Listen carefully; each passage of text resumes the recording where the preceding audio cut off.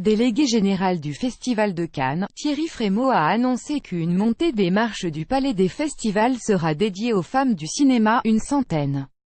Samedi 12 mai, le Festival de Cannes, dont la 71e édition qui débute mardi est la première depuis le scandale Weinstein, accueillera samedi une montée des marches 100% féminines, a annoncé lundi son délégué général Thierry Frémaux. Ce sera une montée dédiée aux femmes du cinéma, une centaine, a précisé le sélectionneur du festival lors d'une conférence de presse, sans donner aucun nom des actrices ou réalisatrices qui y participeront. Thierry Frémaux a été longuement interrogé sur le place accordé aux femmes dans cette édition cannoise en cette ère. Le producteur hollywoodien Harvey Weinstein, le refus d'une discrimination positive à l'occasion pour lui de réfuter l'idée que Cate Blanchett ait été choisie comme présidente de jury uniquement parce qu'elle serait une femme. Elle est d'abord présidente parce que c'est une grande actrice, a-t-il insisté, en citant les deux premières femmes présidentes du jury cannois, Olivia de Havilland et Sophia Loren. Lire aussi, Cate Blanchett à Cannes, présidente du jury et porte-drapeau des femmes scand à la présence de seulement 3 femmes parmi les 21 réalisateurs en compétition, alors qu'elles sont 5 sur 9 dans le jury. Thierry Frémaux a indiqué que, s'il était pour la discrimination positive comme citoyen, dans la société, il ne pouvait le faire dans la sélection.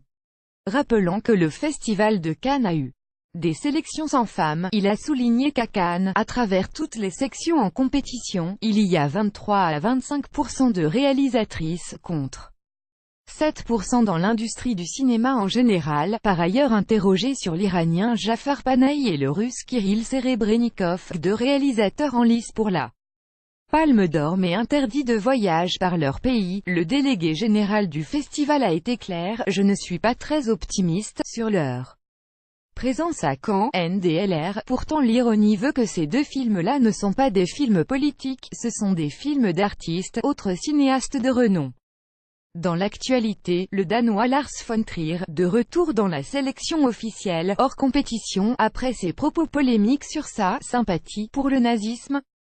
En 2011, il s'était permis une série de plaisanteries, mais celles-ci ne font en aucun cas de lui un antisémite ou un nazi, a insisté Thierry Frémaux, pour justifier ce retour. Enfin, sur le thème des selfies, interdits cette année sur le tapis rouge, il a estimé grotesque l'importance accordée à cette histoire. On ne vient pas à Cannes pour se voir, mais pour voir, a-t-il asséné, soulignant qu'à Berlin, Venise, ou aux Oscars, le public n'a pas accès au tapis rouge. Toute reproduction interdite.